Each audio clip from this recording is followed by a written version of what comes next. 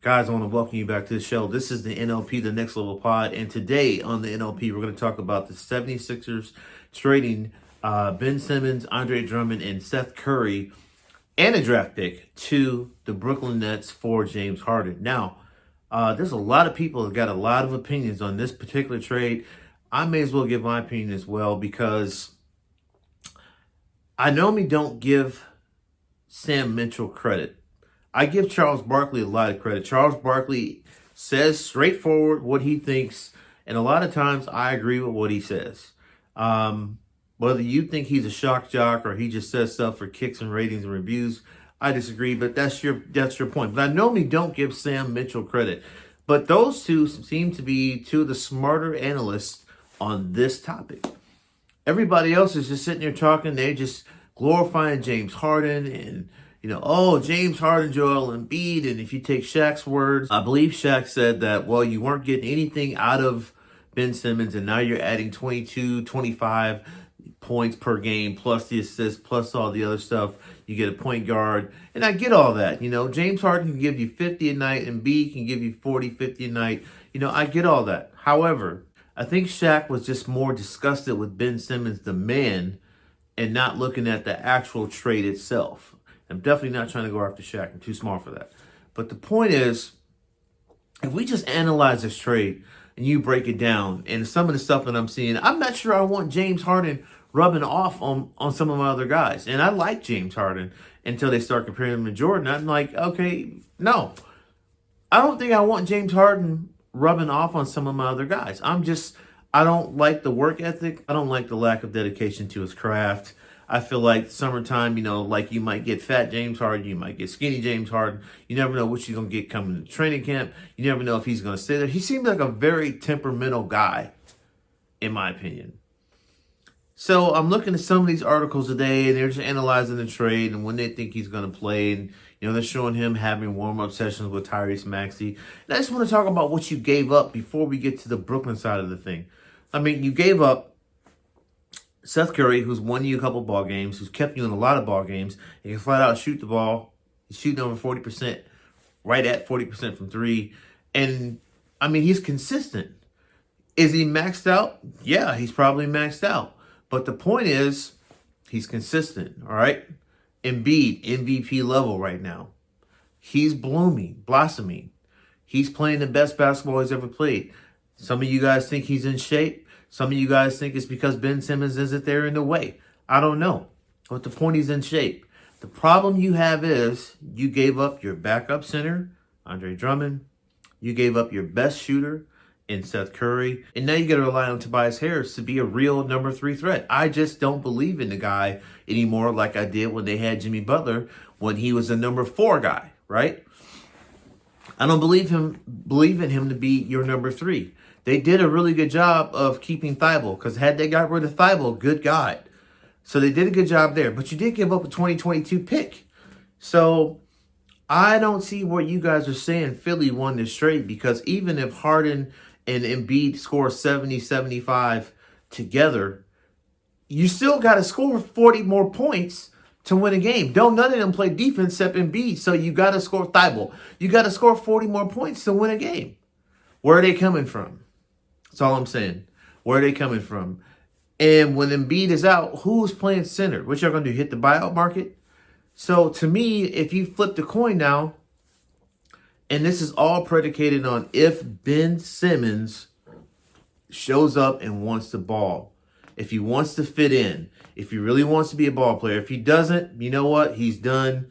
You screwed up. You took a shot. You lost. But if he wants to be a ball player, these are the guys that have with you, because, one, you got a countryman on your team in Patty Mills. He's from Australia. Ben Simmons is from Australia. You got a player-friendly coach, and you got two of the best one-on-one players the game has ever seen. They can both get buckets whenever they want. They don't need you to shoot threes. Matter of fact, if I'm Steve Nash, like I said in my podcast, which you can find on Anchor and Spotify, if I'm Steve Nash, I tell Ben, don't even look at the three-point line. I want you to shoot left hand, right hand, baby hooks, dunk the ball, put backs, 15-foot, shots like that. Driving to the rim, floaters. That's all I want you to do.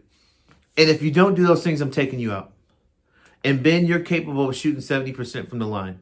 So that's it. I want you to run the floor, run the break with the ball, run the floor, catch the ball, rebound the ball, distribute the ball, and attack one-on-one when you got the matchup. Other than that, I don't need you to do anything else. Play some hellified defense against people like Giannis and LeBron. And who else is in the East is really a problem? Jason Tatum. That way, Kevin Durant can guard the second or third best option. If, let's just say they play Boston. I'd be like, Ben Simmons, I want you to guard Tatum so Kevin Durant can guard Jaylen Brown. That's no slight against Jaylen Brown, but I think Tatum poses a bigger offensive threat, and that means Durant doesn't have to work as hard. He can go to work on offense. Stuff like that. I'm not doing analytics. I keep this dude far away from analytics. I don't want Ben Simmons to think. I want him to ball. That's it. When he starts thinking, man, them emotions come out, and you got a whole nother guy that shows up. But from a coaching standpoint, from a trade standpoint, from an organizational standpoint, the 2022 draft is going to be pretty good, guys. I don't know if you've been watching, but it's got about 7 or 8 franchise changers. Could be. Potential franchise changers. That's what we'll call them. That's coming out.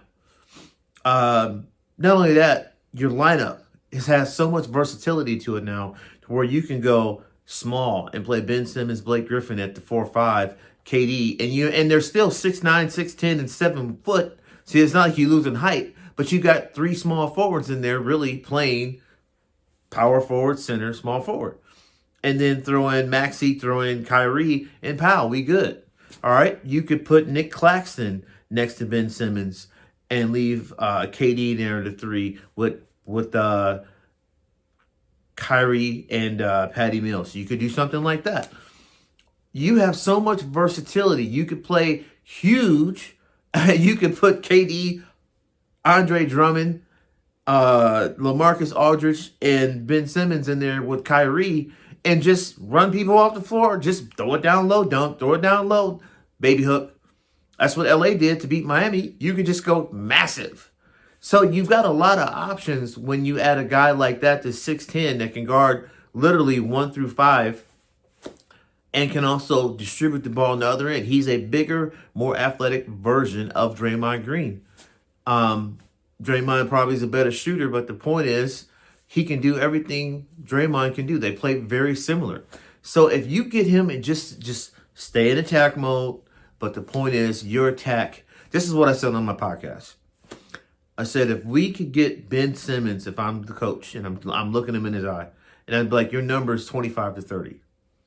If we can get a core number, a combo number of 25 to 30, whether it be points, rebounds, and assists out of you, points, assists, and blocks out of you, any of those things, and turnovers are negative. If we can get a plus 25, we're going to win a lot of games. If you fuck around and bring us 15, 7, and 7, that's 29, we're going to win a lot of games. If you bring us 15, 10, and 9, we're gonna win a lot of games because not only are you scoring points, if you start scoring, you're freeing up these other 2 one-on-one magicians over here, number 1. So if you're scoring points, double figures, you're freeing them up.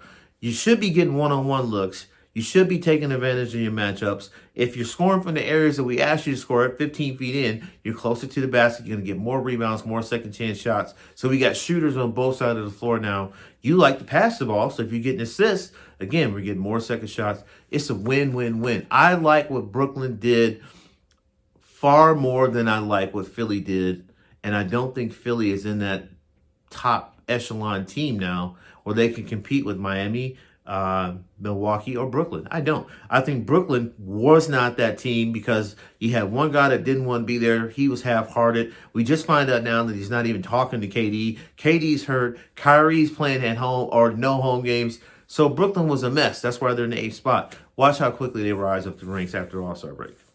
They'll be back in the 4th spot. Don't worry about it. They'll be back fast. Like 15 games, I'm sure. Because they're probably going to go 13-2. We'll see. In my heart, I was thinking 14-1, but I said 13-2. So it's on video here. So, regardless of what you think, I think Sam Mitchell and Charles Barkley are dead on. This gives Brooklyn a lot of versatility, and they actually got a pick out of it as well. Hey, you got pick and roll nightmare with Embiid and James Harden, but you know what? What else you got? And when those guys come out of the game, what else do you have? And when those guys are tired, what else do you have? You know, Brooklyn's got shooters, they got size, they got defenders, they got distributors, they got everything. They got one-on-one players, and they got dual champions. So Philly has 0 champions. And I think that plays a small role when it comes to these two teams. At least you got two guys that have been to the mountaintop, and they can tell you what it's like and what you need to do in the playoff scenario. So that's my take on it, guys. I'd love to hear what you think. Do you like the Harden trade better than the Simmons trade? Will Ben Simmons show up ready to ball? I think those are legit questions. Hit me up in the comment section. Tell me what you think. As always, if you like the show, you can hit the like button, subscribe. You can donate to the podcast. 25 cents, Cash App, Next Level Business 23. Definitely helps me be able to do more things. Shows me that you're in support, and I've entertained you for the last 10 minutes, and I appreciate that. And we're talking a quarter. So that is the podcast goal. A quarter, Next Level Business 23, Cash App. There you go. Now, I'm also on Spotify. If you're the person you like to download, you want to hear it audible, but you can't watch the video, you're working, whatever, you need your hands, you need your phone, something like that. You got your AirPods in. You can go to Spotify, you can go to Anchor, that's where I'm at right now, and you can hear pretty much the same synopsis, the same reviews. I might say a few different words differently, but the point is, I'm there. I'm here for you.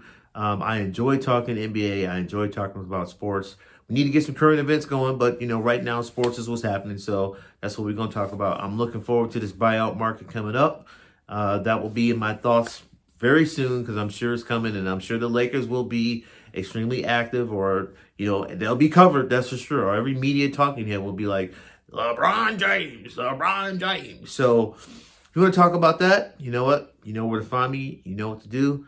Hit me up in the comment section, and I will see you in the next video.